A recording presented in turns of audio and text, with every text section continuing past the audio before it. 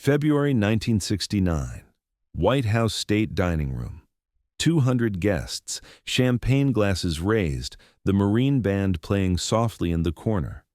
President Richard Nixon finishes his toast to Queen Elizabeth II, polished, diplomatic, flawless. The microphone is still live. He doesn't realize it. He leans toward an advisor, voice low but not low enough. All this fuss over someone who just cuts ribbons. 15 feet away, the Queen freezes mid-sip. The room goes silent. Someone heard it. The British ambassador's face hardens. The White House chief of protocol turns pale. Nixon looks up, sees the microphone, understands. The next 48 hours, scrambling aides, panicked calls to London, a diplomatic earthquake. What the Queen did next wasn't in any protocol book. One white handkerchief, one private letter, one response that made the most powerful man in the world feel very, very small. January 1969. Richard Nixon enters the presidency with the weight of Cold War strategy on his shoulders.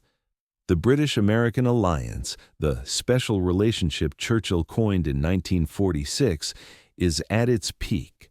NATO strong, intelligence sharing seamless, public partnership unshakable. Behind closed doors, though, Nixon carries an old resentment. The Ivy League establishment never fully accepted him. The British upper class makes him feel like what he was, a grocer's son from Yorba Linda who clawed his way up. Henry Kissinger, his national security advisor, knows this. During a January briefing on the upcoming state visit, Kissinger warns, "The Queen is not ceremonial. She's been briefing prime ministers since Truman was president. Don't underestimate her." Nixon nods, but you can see it in his eyes. He doesn't quite believe it. To him, she's a figurehead, someone who waves and cuts ribbons. The visit is scheduled for mid-February. Massive diplomatic stakes. The world will be watching. February arrives. Preparations consume the White House. Protocol teams work 16-hour days. Menus are debated. Security details coordinated.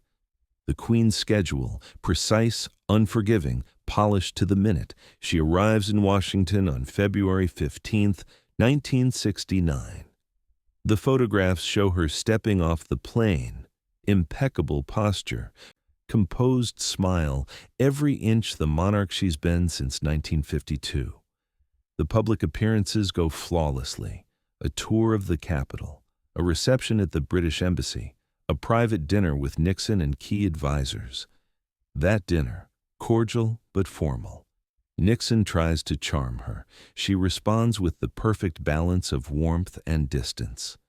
Afterward, he tells an aide, "She makes me feel like a shopkeeper."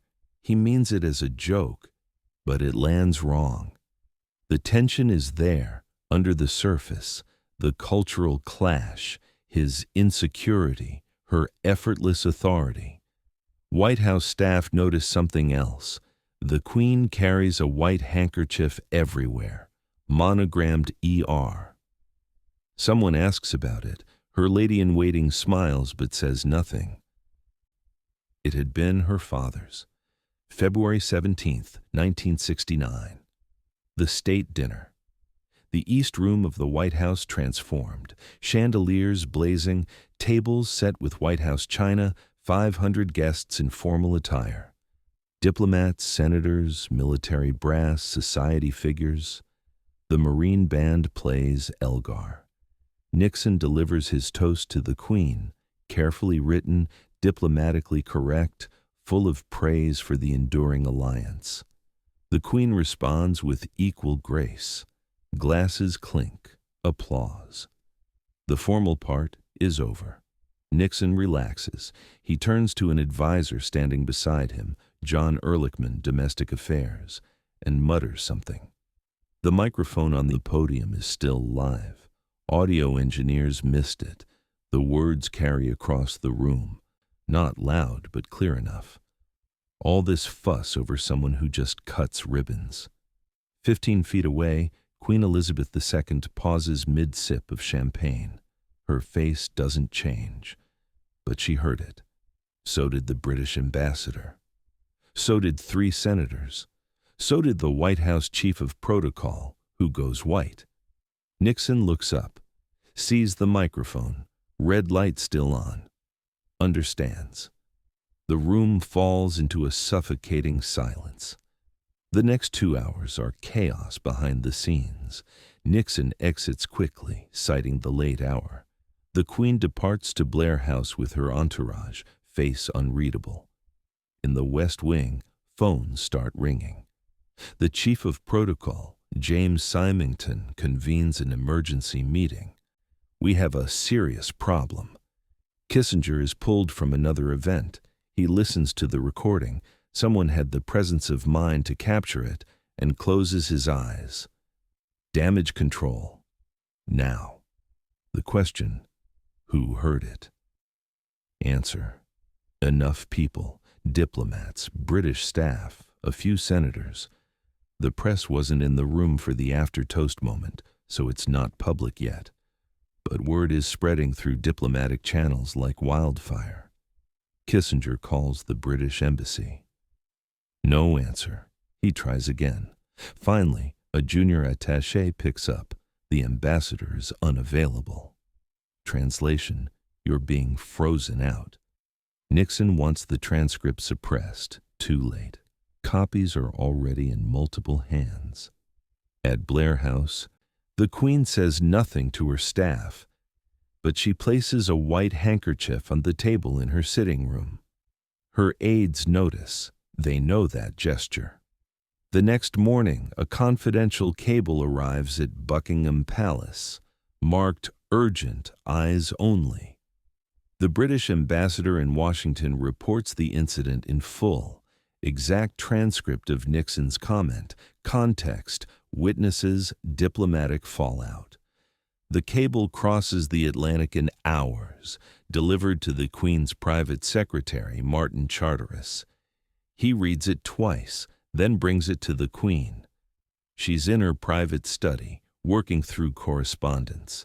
He places the cable on her desk without a word. She reads it. Her face, calm, controlled, impenetrable. She folds the cable once, looks up. Prepare a response, personal, direct to President Nixon. Charteris blinks. Not through the Foreign Office, ma'am. No, personal correspondence. I'll draft it myself. This is unprecedented. The Queen rarely communicates directly with foreign heads of state outside formal channels. But this isn't a diplomatic incident. This is personal. She dismisses Charteris, asks for her writing desk to be brought in. For the next 20 minutes, she writes. Staff outside the door hear nothing. When she finishes, she calls Charteris back in, hands him 3 typed paragraphs. Have this delivered by the ambassador, marked personal and confidential. Not to be opened by anyone except the president. Charteris reads it. His eyebrows rise. Ma'am, this is appropriate, she says. That will be all. 48 hours pass. The White House is on edge. Kissinger expects a formal protest, maybe a cancellation of future diplomatic visits, maybe a strongly worded statement from the Foreign Office. Instead, nothing. Silence. British press hasn't reported the incident, which is strange. American officials assumed it would leak. It hasn't. The British ambassador is polite but distant in subsequent meetings. No one knows what's happening in London.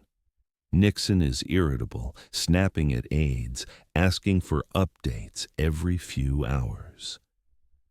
What are they saying? Nothing, Mr. President. Nothing? Nothing. Kissinger knows this is worse than anger. Silence means they're planning something. He's worked with the British long enough to understand. They don't react emotionally. They calculate. On February 20th, 3 days after the dinner, the British ambassador requests a private meeting with Nixon, not Kissinger, not the chief of staff, just Nixon. The meeting is scheduled for the Oval Office late afternoon. The ambassador arrives carrying a sealed envelope. From Her Majesty, personal correspondence. Nixon takes it. The ambassador leaves without another word. Nixon sits alone, opens the envelope. 3 paragraphs, typed, signed Elizabeth R.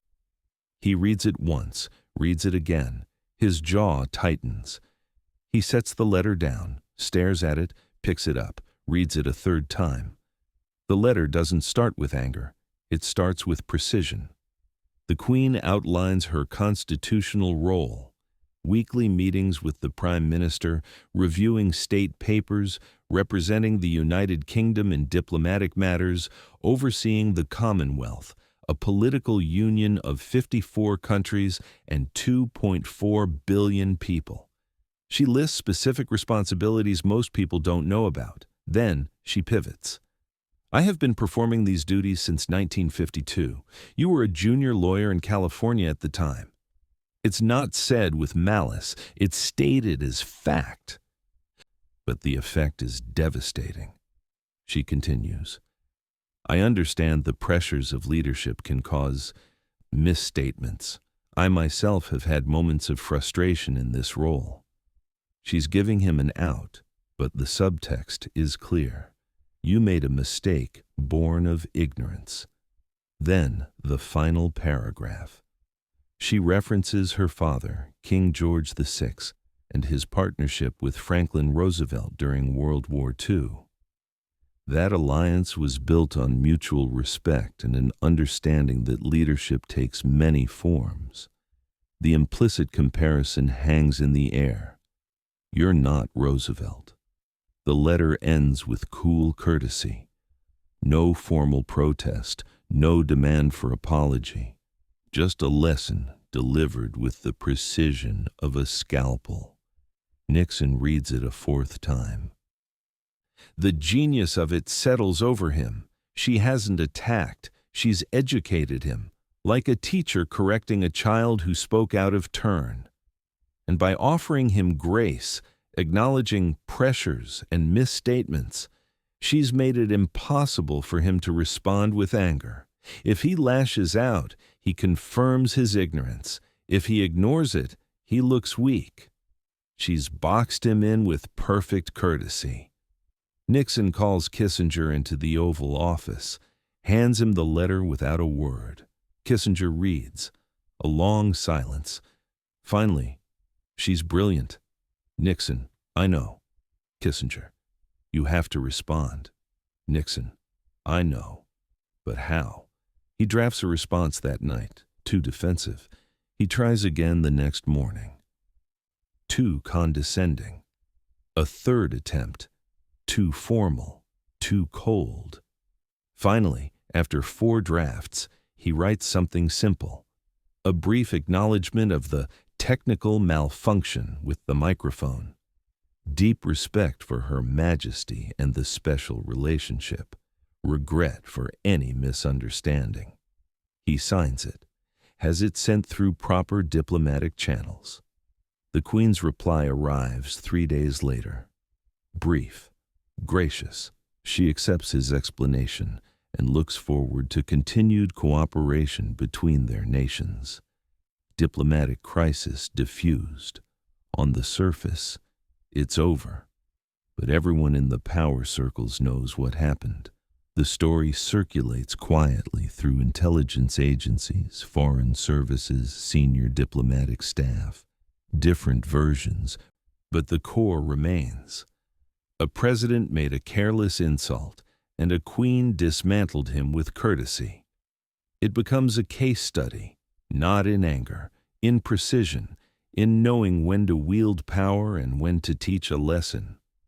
The Queen never mentions the incident again, publicly or privately, but her private secretary keeps a copy of the exchange in his personal files. And among palace staff, the white handkerchief takes on new meaning. The night she used courtesy as a weapon. March 1969. Something shifts in Nixon's behavior. Kissinger notices it first during a briefing on an upcoming visit with the German chancellor. Nixon is more careful, more preparation. He asks detailed questions about protocol, about the chancellor's background, about German political nuances. No more casual dismissals of ceremonial roles. When the French president visits in April, Nixon is deferential in ways he wasn't before. Aides whisper about it. What changed? Some know, most don't. The letter remains classified, locked in presidential files, but the lesson is clear. Nixon underestimated someone, and it cost him. He won't make that mistake again. The Queen, meanwhile, continues her duties with the same composed precision she's maintained since her coronation. In June 1969, she makes a state visit to Canada. Photographs show her reviewing documents on the plane, meeting with Prime Minister Trudeau, attending formal dinners. No mention of Washington, no lingering tension, just work. But those close to her notice something. At every major diplomatic event for the rest of the year and beyond, she carries the white handkerchief, monogrammed ER, the one that had been her father's. Staff who were in Washington that February understand. It's a reminder. Not to others, to herself. Courtesy is power. Patience is strength, and authority doesn't need to shout. The story doesn't reach the press in 1969 or 1970 or even during Nixon's resignation in 1974. It remains a legend in diplomatic circles. The handkerchief incident, some call it, though that name doesn't appear in any official record.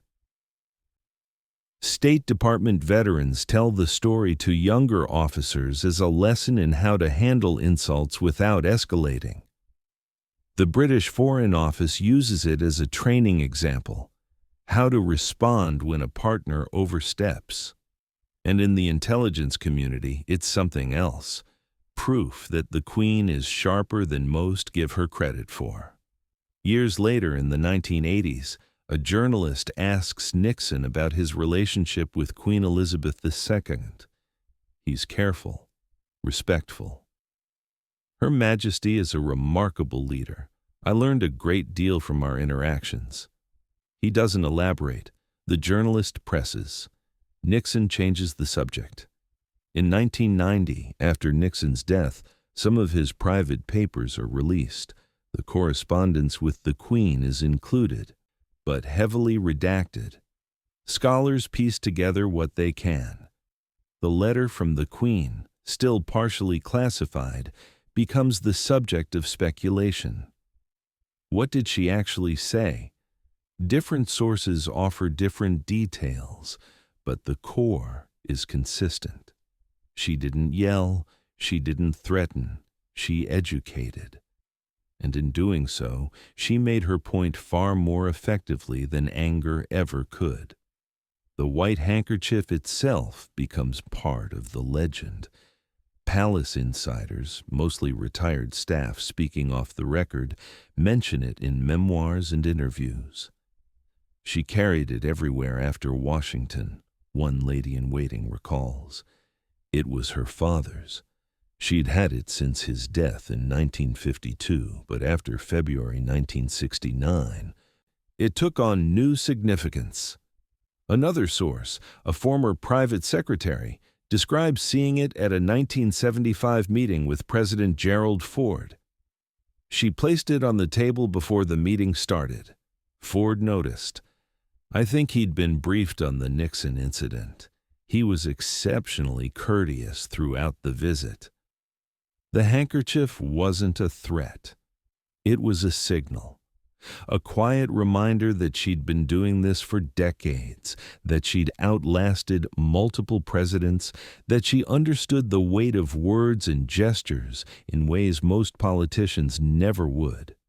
In 1991, during the first Gulf War, she met with President George H.W. Bush. Again, the handkerchief. One of Bush's aides later wrote about the meeting in his diary. POTUS was meticulous about protocol, more than usual. I asked why. He said, "The Queen has a long memory." Whether Bush knew the specifics of the Nixon incident is unclear, but the reputation had spread. Don't underestimate her. Don't insult her. And if you do, understand. She won't destroy you publicly.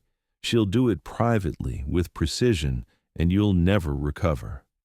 The handkerchief remained in the Queen's possession until her death in September 2022.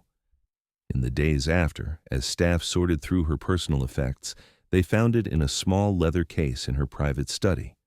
Monogrammed ER carefully preserved. A note attached in her handwriting, King George VI carried 1952-2022. Beneath that, another line. Courtesy endures. That's all. No explanation, no reference to Nixon or Washington or the letter, just those two words, courtesy endures. Palace staff understood. Some had heard the story, others learned it later, passed down through generations of royal employees. The handkerchief wasn't just a keepsake. It was a philosophy. A reminder that power exercised with grace is more effective than power exercised with force. That a well-chosen word can cut deeper than a public condemnation. That patience, precision, and courtesy are not weaknesses. They're tools. In 2023, a historian researching Anglo-American relations during the Nixon years requested access to still classified documents from February 1969. The request was denied. Ongoing diplomatic sensitivity, the official response read. Translation: some lessons are best left as legends. The story continues to circulate, different versions, different details, but the core remains. A president made a careless comment. A queen heard it. And instead of reacting with anger, she responded with something far more devastating: education. She taught him a lesson he never forgot, and she did it with perfect courtesy. The white handkerchief sits now in the Royal Archives, preserved in climate-controlled storage, monogrammed ER, a small piece of fabric, a father's keepsake, a symbol of authority that never needed to shout. Historians will study it someday, connect it to the Nixon incident, write papers on soft power and diplomatic strategy. But the people who were there, the ones who saw her place it on the table after reading that cable, the ones who watched her carry it to every meeting with American presidents after 1969, they understand. It wasn't about the handkerchief. It was about what it represented, the lesson she learned from her father, the lesson she taught a president. Courtesy is power. Patience is strength. And a ribbon cutter can still teach the most powerful man in the world what real authority looks like.